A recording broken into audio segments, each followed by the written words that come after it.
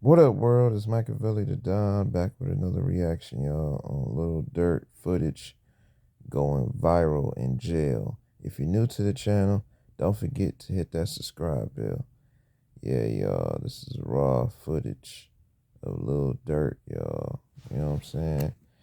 Hit that like button. You know what I'm saying? And don't forget, y'all, free Smurf. Free Smurf. Stay tuned. Durk's life behind bars isn't what anyone thinks because the rapper might be in serious trouble. The jail is known for inmates mysteriously losing their lives and deputies beating up inmates with CCTV cameras on. What is worse is that the public can't access the footage. A federal magistrate judge in Miami has ordered the rapper jailed without bond until he's transferred to Los Angeles for arraignment. Lil Durk has been forced to endure a world of pain and horror at the jail, and what goes on inside will have you worried for the Chicago rapper. Durk's life in Broward County Jail. Lil Durk's initial arrest that led to the murder for hire conspiracy charge occurred in Miami, a shocking development that left fans and the music community reeling. Authorities apprehended Durk shortly after detaining 5 alleged OTF affiliates, who were believed to have been involved in a plot targeting fellow rapper Quando Rondo. The intended attack tragically resulted in the death of Rondo's cousin, Lil Pop. As the details of the arrest emerged, the gravity of the situation became apparent. The charges against Durk are severe, with potential consequences that could alter the course of The new folding Yeah, revolver by y'all. Standard Manufacturing has been. Commercial break. Hold on, y'all. Commercial break.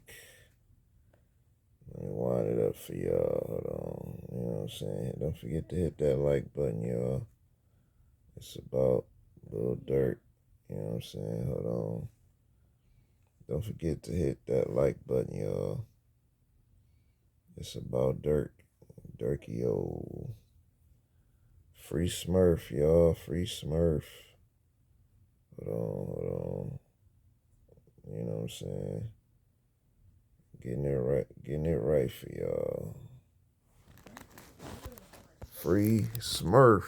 career. Despite the daunting circumstances, Durk has decided to stand on business. It's being reported that the rapper intends on pleading not guilty to the charges. This new development in the case suggests a fierce determination to fight the allegations and maintain his innocence, even though he risks a lifetime behind bars or even a death sentence if found guilty of the charges. Insider reports have also revealed that he is in good spirits and his only complaint is about the food in jail. Interestingly, the source also revealed that he's getting along well with the FDC Miami staff, as well as his fellow inmates inside, with those in the know describing the guy as super charming and agreeable. But despite this, Durk is in one of the worst jails in Miami. Broward County is home to a jail system that has become the center of a growing controversy. The houses a diverse population of inmates, many of whom are mentally ill, medically weak, or have special needs. This facility has come under intense scrutiny due to allegations of abuse and misconduct by the deputies. The controversy began to gain traction when Public Defender Gordon Weeks, a staunch advocate for inmate rights, called for a full and transparent investigation into the alleged brutalization of inmates by Broward detention deputies. Weeks has been vocal in his criticism of the Broward Sheriff's Office, led by Sheriff Gregory Toney,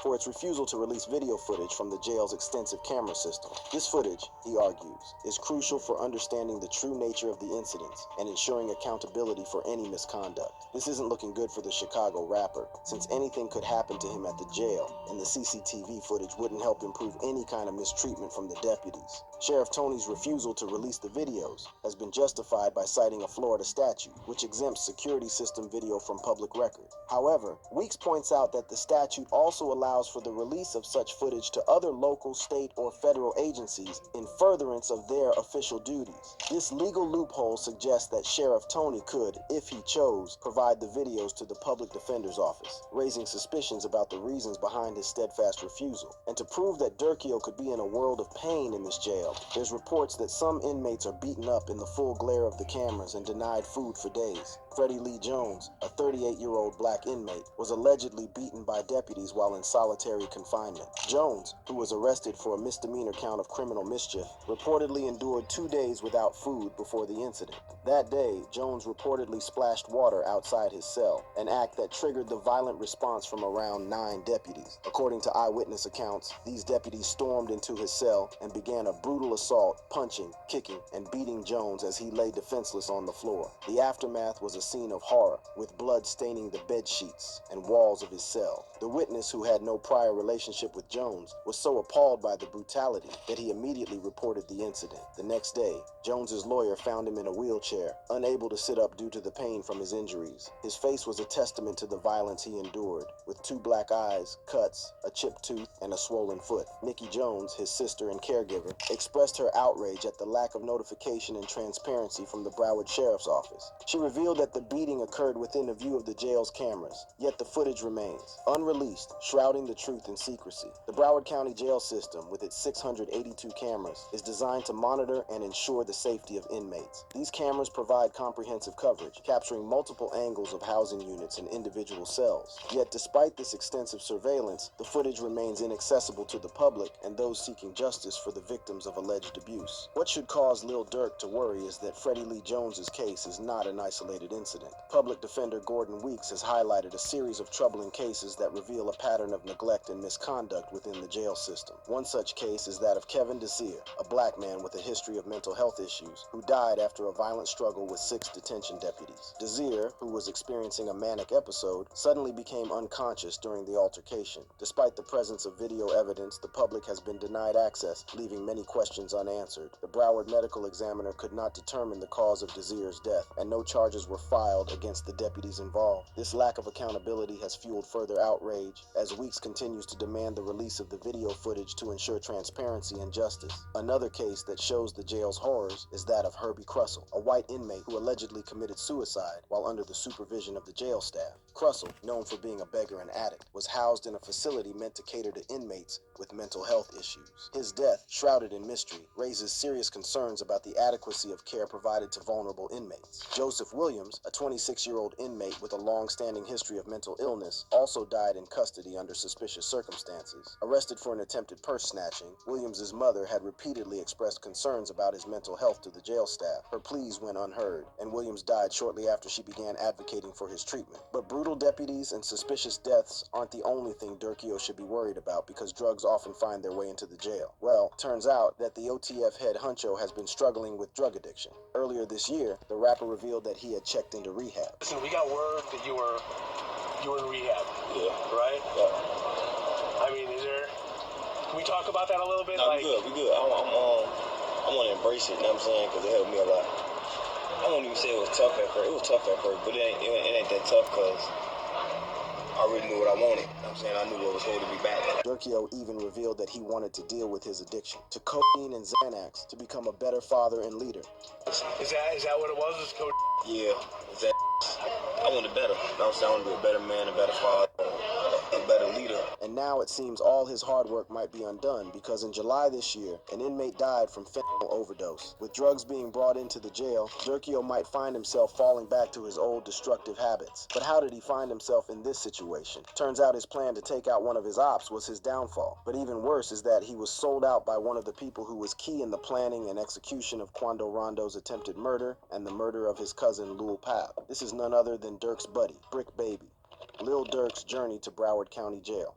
When news broke out that the Chicago rapper had been arrested, there was a rumor that he had tried to flee the country. At the time, everyone thought that the blogs were trying to blow things out of proportion, but it turns out it was straight facts. The apprehension of Mr. Banks as he attempted to leave the United States is once again proof that the FBI and our extraordinary partners at the Los Angeles Police Department have a long reach, said the assistant director in charge of the FBI Los Angeles field office. As it turns out, the feds had been keeping tabs on him for a long time. The FBI had infiltrated his gang and knew his every move. It was during this period of heightened surveillance that the FBI learned of Lil Durk's attempts to leave the country. According to the indictment, U.S. Customs and Border Protection alerted the FBI when Durk booked 2 one-way flights to Dubai and Switzerland on October 24th. These bookings raised immediate red.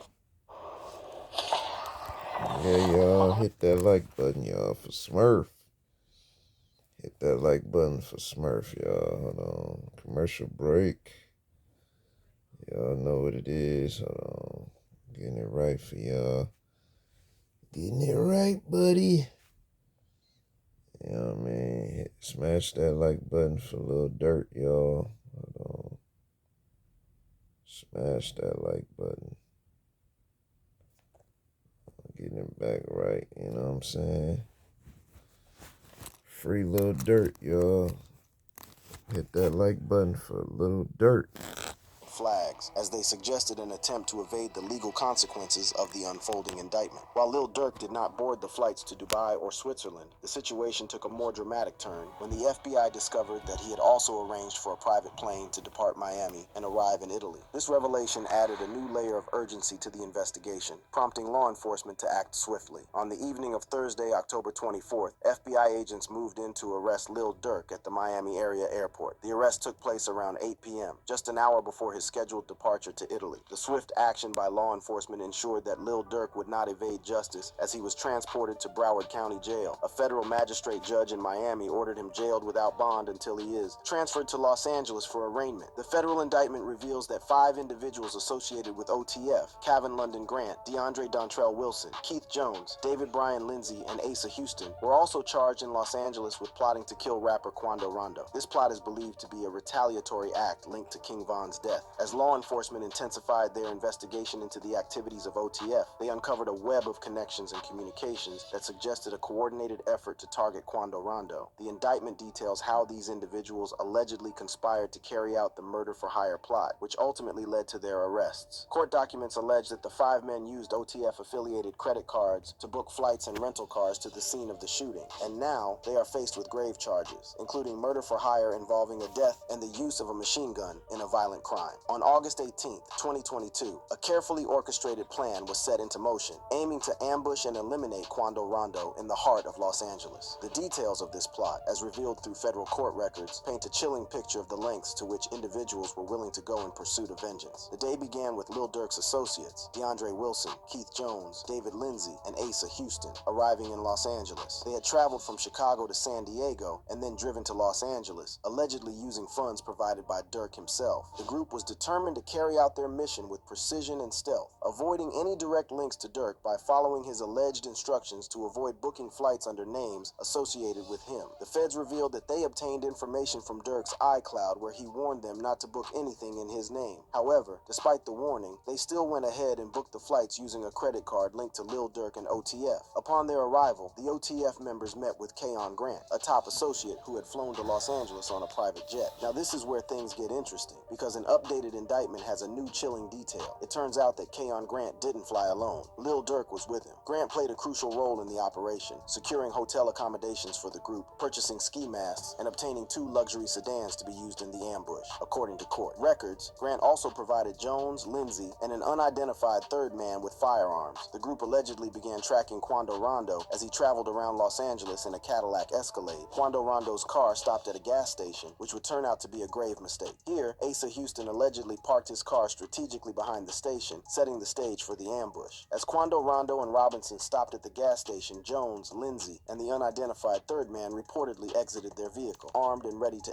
take out their target. They opened fire, unleashing a hail of bullets in an attempt to kill Rondo. Tragically, Quando Rondo's cousin, Lil Pop, who was standing outside the Escalade, was struck and killed in the gunfire, while Rondo miraculously escaped unharmed. In the aftermath of the attempted ambush, the suspects regrouped at an In-N-Out hamburger stand, where they allegedly discussed payment with Keon Grant. The group then made their way back to Chicago, flying from San Diego, as authorities began piecing together the details of the brazen attack. After the indictment was made public, fans noticed something crazy. There were multiple people cooperating with the authorities. The hip-hop commentator took to his social media to share his findings, saying, "I carefully went through Lil Durk's paperwork, and there are 3 co-conspirators whose names are hidden. One of them was one of the 3 shooters, one booked flights for the shooters, and another one told OTF about Quando's location in LA. These 3 co-conspirators are probably cooperating with the feds against Durk and the other defendants," a tweet from DJ Vlad read. According to the indictment, 1 or more co-conspirators, including co-conspirator 4, learned that Quando Rondo was visiting California and staying in a hotel in LA. It seems like co-conspirator 4 was the one dropping Quando's locations. And what's crazy is that during a recent interview with Whack 100, might have uncovered who co-conspirator 4 is. This is none other than Brick Baby.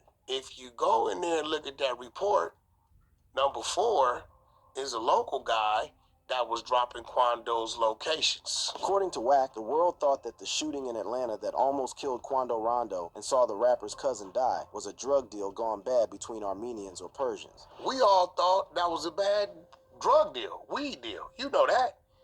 The world thought that that shooting was a bad weed deal between some Armenians or Persians. That's what the world thought. However, in February 2023, Brick Babby went on social media and declared that no one can say that OTF didn't slide for Vaughn. And it wasn't until February of 2023 that Brick Baby goes on the internet with Flacco and says, out of nowhere, the world is oblivious to this. I guess they can't say OTF didn't slide for King Von anymore. In the said video, Brick Baby revealed that OTF had slid for Vaughn because they had taken out Quando Rondo's cousin. They say you can't say that no more. Why? Oh yeah, cause of no, like They who died? say you can't say that no more. Oh, cause of FVG Cash? Or who? Nah, cause Lil Pop. But this isn't the only time Brick Baby told the world about their hit because he hoped on a track and spilled the beans. In the track, Not Enough, he raps. He was dirking trying to hit, now he in a blunt. We dropped a 100 shots, go dig your partner up. In another part, he rapped. Why did no one tell drivers about this new... Commercial break. Hold on, y'all. Let me wind it up for y'all. Hit that like button. Y'all already know, man. Free Smurf. Y'all know what it is. Hold on.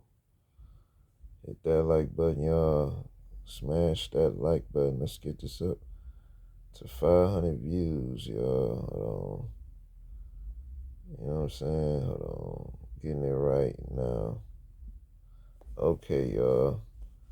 Hit that like button. Smash that like button for Smurf. Stay tuned. The last one we turned into a pack, we got 1 million plus. Now this is where things get interesting because it turns out when the feds heard Brick Baby saying that, they went after him. March, the feds get on Brick. We don't know this. When Brick got picked up by the feds, everyone thought he had caught a gun charge. However, it was soon discovered that they wanted his cell phone. We're under the presumption that it's an AK-47 case. But what really happened was they came there to get his cell phone. But there's more to this because after the shooting, the feds told Quando Rondo that the gang that he was repping, the Rolling 60s Crips, had set him up. What you think the police told Quando? That the Rolling 60s set him up? It turns out Brick Baby and Quando Rondo were repping the same gang, and when Quando landed in Atlanta, he checked in with his gang for protection. What was he claiming? Rolling 60s Crip. Where Brick Baby from? Rolling 60s Crip. Who you think he checked in with? Rolling 60s? With who? Okay, I see where you're going with this. It's kind of clear that Brick Baby might have dropped Quando's location to his ops, because after the shooting, the Savannah rapper took to social media to denounce his gang, claiming that they didn't have his back. But it also turns out that Brick Baby isn't the only one who went on the internet to talk about the crime, because the indictment revealed that Durk actually rapped about it in his music. What's crazy is that the indictment also mentions the exact song, which means that Durkio's lyrics will be used against him in court. In the track Wonderful Wayne and Jackie Boy, which is in the indictment, Durk raps, "Told me they got an addy, go got location, go green light, go, look on the news and see your son, you screaming no no, and all them hanging with him. If you know, you know." Durk was talking about Quando Rondo, who was caught on camera screaming after his cousin. Lil Pop was shot and killed by Durkio's OTF shooters.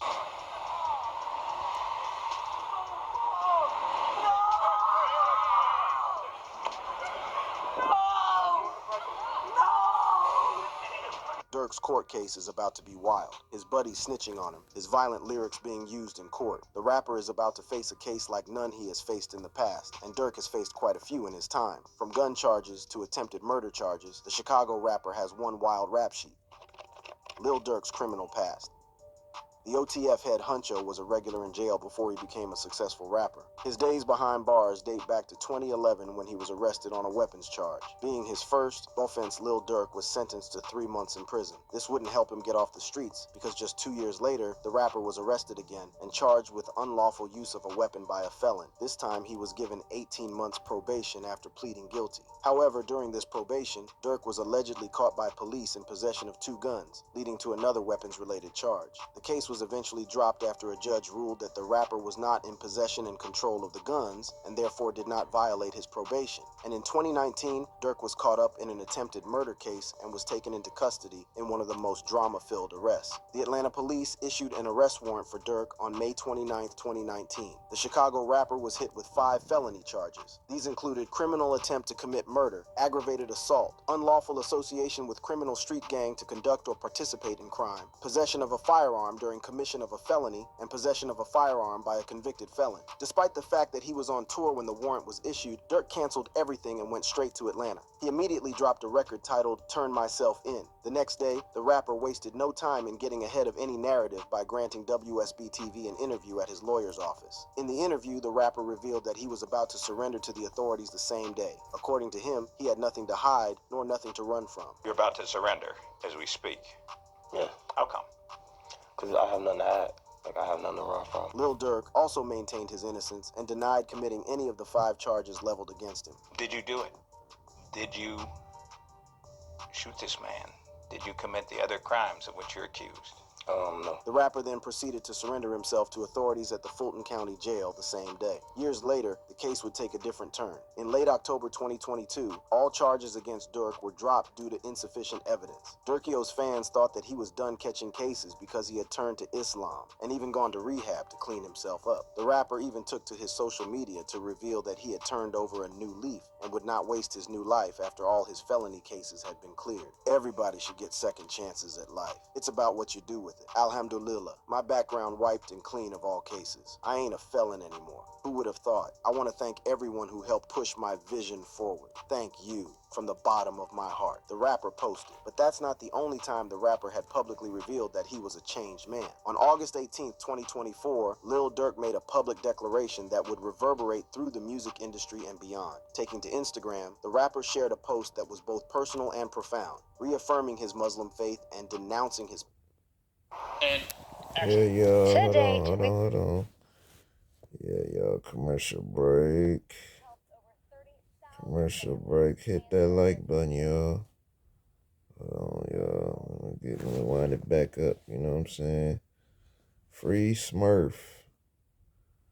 You know what I'm saying? Hit that like button for Lil Durk, y'all. Smash that like button. Free Lil Durk. gang life. The post read, "Don't label me nothing outside of a man, a father, and a 1000% Muslim." He followed this up with another post that read, "I don't gang I'm a Muslim." Basically what I was saying on my post in so many words, you can't do both. I'ma be the one who say it. So if you follow me as a brother, a friend, an icon, follow me to my new chapter of life. When I make music or rap what I seen and been through, not telling you to go do it, huge difference. The music won't change, but my life goals will. Durkio had really tried to turn a new leaf because in 2020, he took a monumental step by establishing the Neighborhood Heroes Foundation, a nonprofit organization dedicated to uplifting and empowering everyday heroes working to bring positive change to their neighborhoods. The foundation was born out of Durk's vision to provide resources and support to those who are often overlooked. He recognized the potential within his community and sought to create opportunities that would inspire and enable individuals to thrive. The Neighborhood Heroes Foundation quickly became a beacon of hope, offering programs and initiatives aimed at education, community development, and social justice. One of the most groundbreaking initiatives he introduced was the donation of music royalties to support his philanthropic goals. In a move that shocked the music industry, Durk announced that a portion of the royalties from his song Bedtime would be directed toward his Neighborhood Heroes Foundation. Durk's partnership with Exceed Talent Capital further exemplified his innovative approach. By allowing fans to own shares of the music from his OTF record label, he made investing in music rights accessible to the everyday person. This initiative not only empowered fans, but also created a new avenue for generating funds to support charitable causes. In collaboration with Amazon Music, Durk also launched the Durk Banks Endowment Fund, a college tuition program designed to provide scholarships to Chicago kids attending Howard University. This partnership resulted in significant financial contributions, including a $250,000 donation to Howard's financial aid program, the Grace Grant. The fund awarded scholarships to students who participated in the Neighborhood Heroes HBCU College and Career Readiness Cohort program, furthering Durk's mission to support education and empower the next generation. Durkio tried to change his image, but now he's behind bars and his life is very different from what he's used to. Will he survive till he's transferred to LA for arraignment? Only time will tell. Meanwhile, you can watch similar content by clicking on the boxes playing on your screen. Yeah, y'all. That was a good one about Lil Durk, with his jail time. You already know what it is. Don't forget to hit that like button, y'all. That was about Lil Durk and his going jail sentence. You know what I'm saying? Him being in jail, so him being in jail going viral. It's real touchy. They putting in the news, you know what I'm saying? But yeah, y'all, free Lil Durk. Hit that like button, y'all. Free Smurf. Hit that like button, free Smurf. But y'all know what it is, you know what I'm saying? Y'all know my motto. Be safe, stay dangerous, and stay blessed. It's Machiavelli.